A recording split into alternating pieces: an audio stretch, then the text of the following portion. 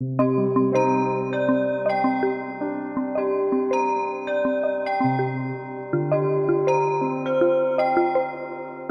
nada, bueno, yo rápidamente comentaba que estamos en el primer congreso de pueblos inteligentes sostenibles del Mediterráneo, en la sesión de Villafranca.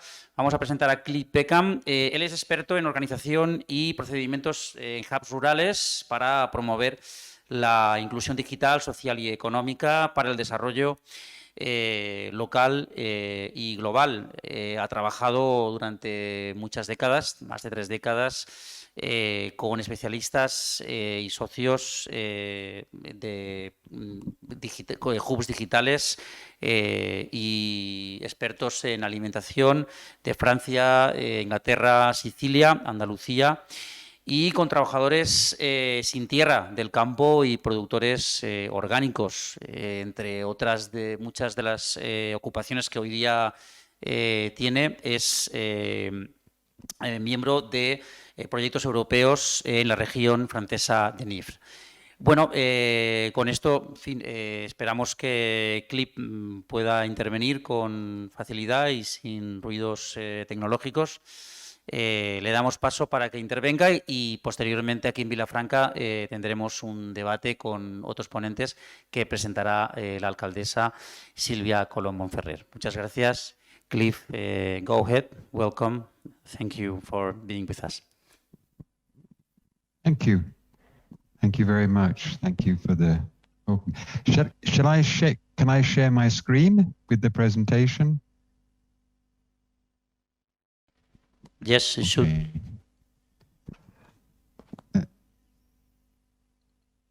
Is that working okay? Okay. Yeah, great. Okay. First of all, I say muchas gracias a todo el mundo. Sí, entiendo un poquito el castellano, pero es mejor que hago la presentación en inglés. Bien. Okay, so first, thank you very much for asking me to present today. I am going to present to you an initiative from the middle of France, where I work, and it's one of the first ever smart villages in France. It's a small town called Lorme, and you can see from the map there, it's right in the center. It's in an upland area, maybe 500-600 meters up.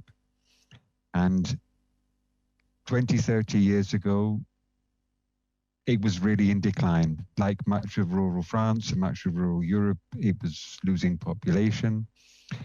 It was losing employment. And I think, very importantly, it was also losing direction, losing hope. But 20-25 years ago, the village started on its journey towards being a village of the future. How this started was really the village, the mayor, the town council, and some of the key stakeholders within the village understanding that if they were to continue to be a part of the economic and social world in which they lived, they had to move towards a greater understanding of digital technologies and really work with the local communities to help them better understand then the internet, the use of computers. It was really a first step in what we now call digital inclusion or digital literacy. So that was really the first step, and this was now 25 years ago, which is very unusual for a small town in rural France. An association was founded which worked with the local people to really help them to better understand what the potential was and basically the basic skills of using computers, accessing internet. So this is the way it started 20 years ago, basic digital and social inclusion.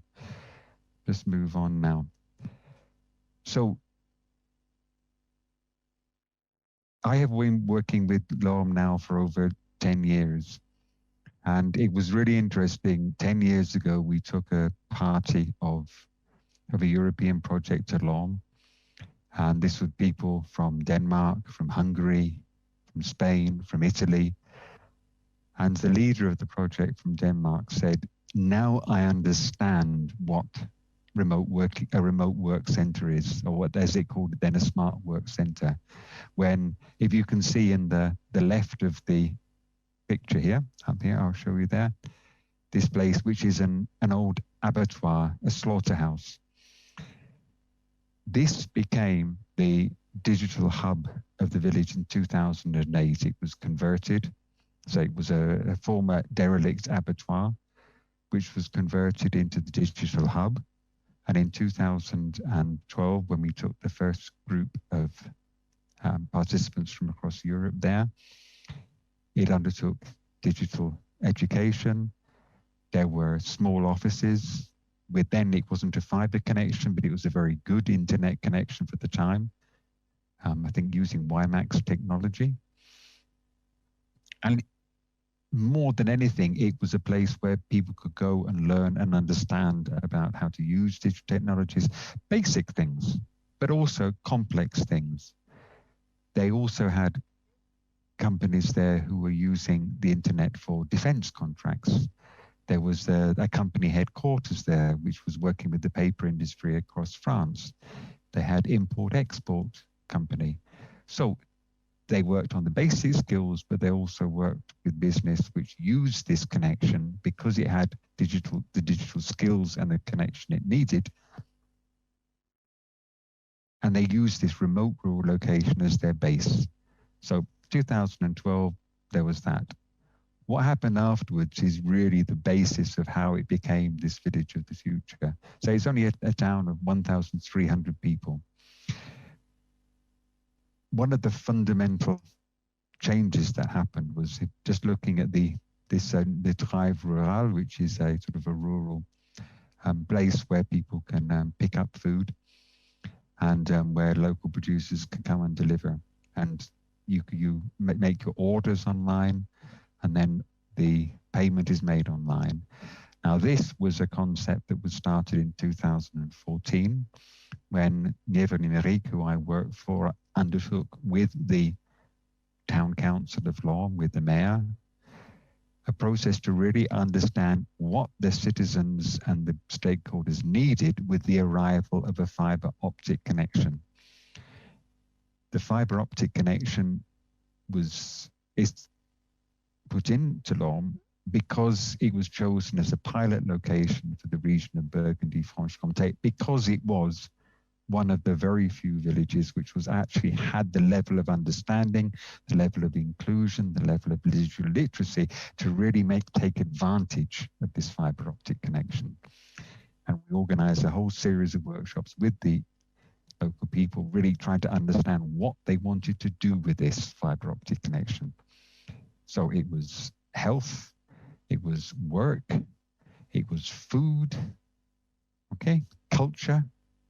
So they really established the type of projects they wanted to see brought into operation through the arrival of fiber optics. And then on the left is Dessinons le futur. It's really about designing their own future. And this is what the next step came after these initial workshops.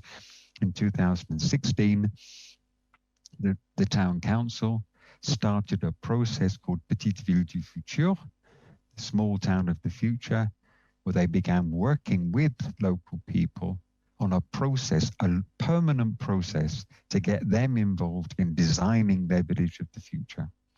Okay, so we had the digital hub, the consultation and with the citizens about what they wanted to see with the fiber optic connection, and then this process starting 2016, actually a permanent process of involving the citizens in designing their village of the future.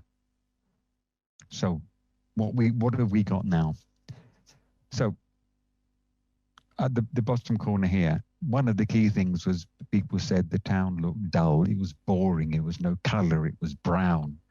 So it's not just about digital, it's about making sure that you live in a place you want to live in. So they're wall murals.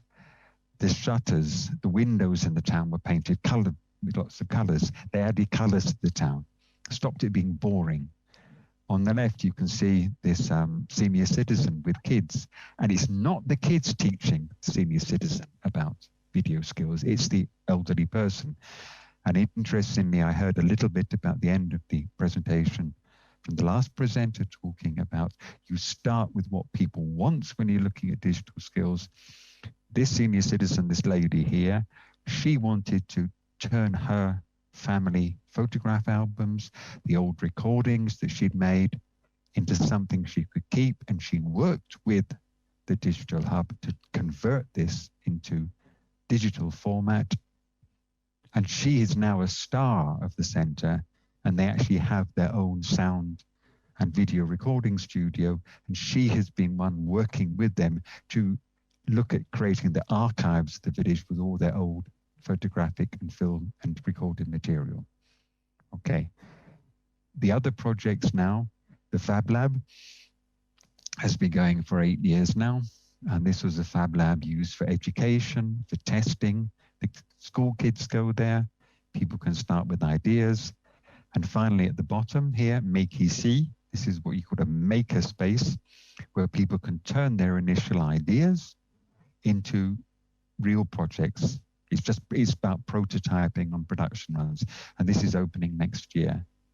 So you're moving from ideas, you create the facilities people need on, for example, video, music. You're changing the whole look of the town to make it more attractive.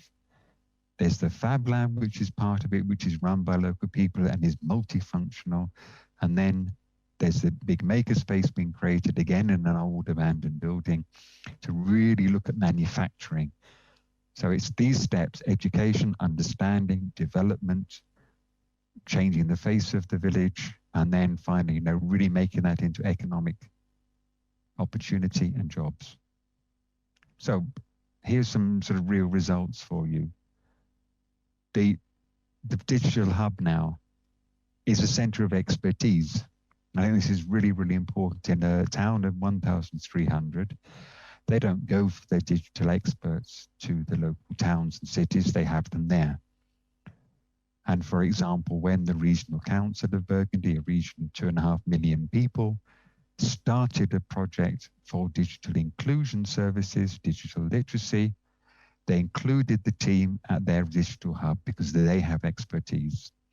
And they also had, for example, the expertise to design digital tourist trails. They also now monitor air and water quality, and again, is managed locally. During the COVID crisis, they set up this local food platform using, again, digital technologies. The makerspace, I've already said, is opening. And one of the most recent projects in the old town school, they now have a new school which is built to high energy standards, has been converted into a food and cultural hub. And for example, their food there is absolutely amazing. That's just amazing stuff there. It's a superb place to go and eat and have music in the summer, etc.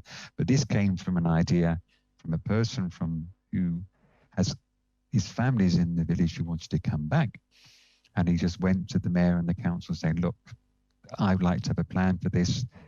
And they now, after clearly presenting a good business plan, they now have the use of this space for this center. It's called Odessa à l'école, because the guy's grandmother actually came from Ukraine. So here's some real results from the project.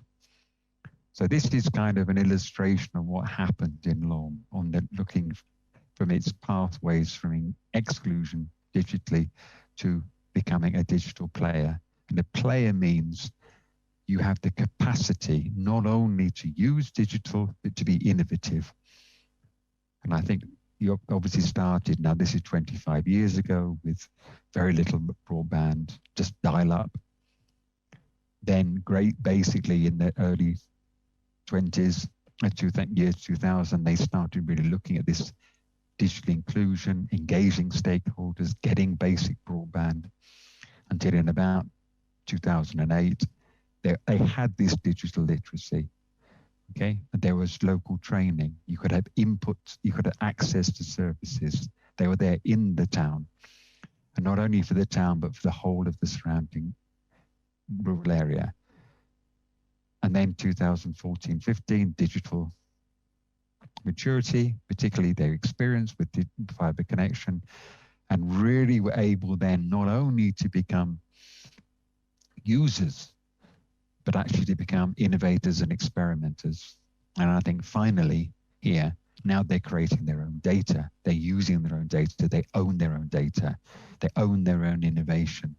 So they are a player, they are at an equal footing with larger metropolitan areas. But this has taken, this pathway has taken a long time, but has particularly needed also political commitment and the involvement of the community. A fascinating statistic is that in the recent plans, for example, to redesign the center of the small town, they have 40 to 50% of the people there involved directly in this.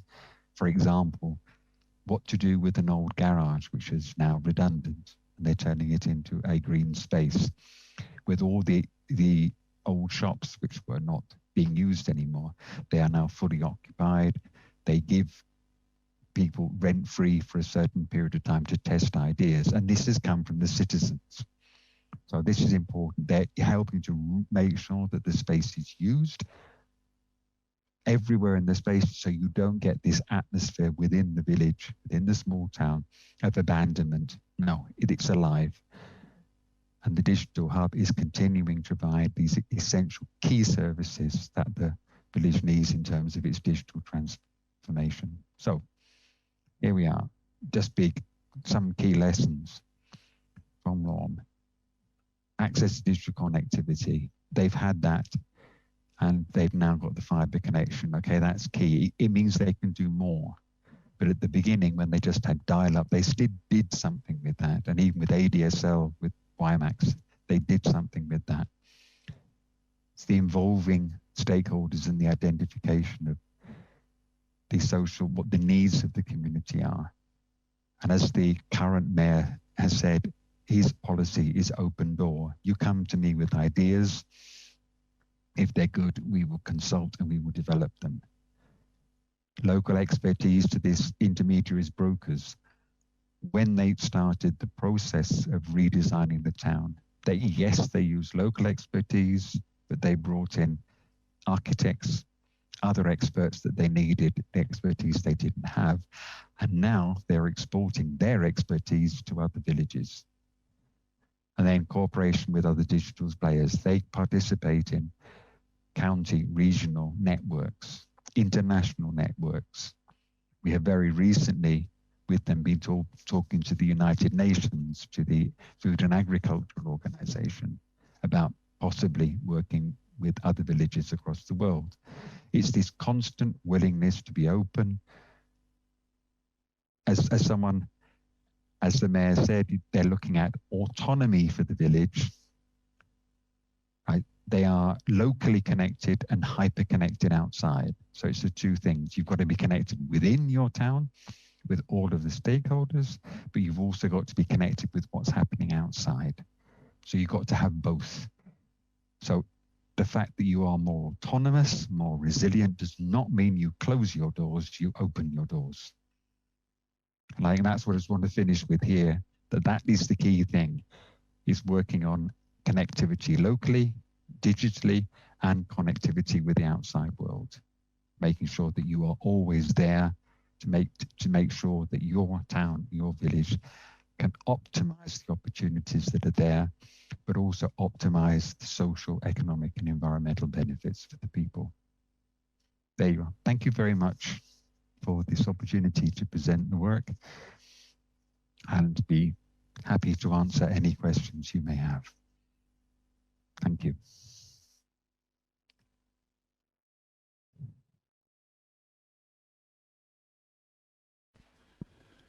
Hello. Thank you very much, Clive, for your speaking. Preguntas. ¿Tenemos alguna cuestión en la sala? No sé si en el streaming hay alguna pregunta. que responder o que cuestionar. Este està obert, eh? El meu, sí, perdó. Hello. You hear me, Clive? No sé si hay alguna pregunta desde algún otro lugar que no sea Villafranca. ¿Alguna cuestión? ¿No? Clive, you want to tell us something more, because there is not any specific questions to take you for your intervention. You want to add something more? ¿Quieres añadir alguna cuestión más? Okay. I mean, the fundamental thing now, really, for the town itself is to ensure that every step it becomes more autonomous, more resilient.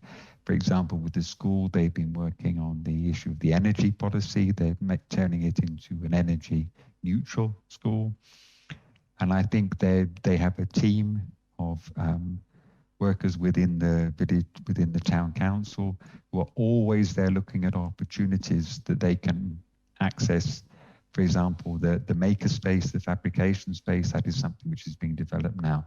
But also one thing which is fundamental is this networking with towns and villages outside France, outside the region, which is why, for example, this possible links with initiatives that are happening in Spain, wherever in the Mediterranean, is very important, because the principles of what they are achieving are transferable. And it would be really good to know how this type of initiative can be linked with initiatives that are happening in your own region, what we can do together, what work we can do together, what we can learn together. And I think this is a real key thing for the future as well. As I say, as the mayor said, you are connected locally, but you must be connected outside as well, if you are to keep a future for your own village. So what do you need? What do you want? What are your objectives? What are you trying to achieve? Ok. Bueno, parece que no tenemos preguntas. Podemos cerrar. Well, okay. Clive, thanks very much for your participation. You're welcome.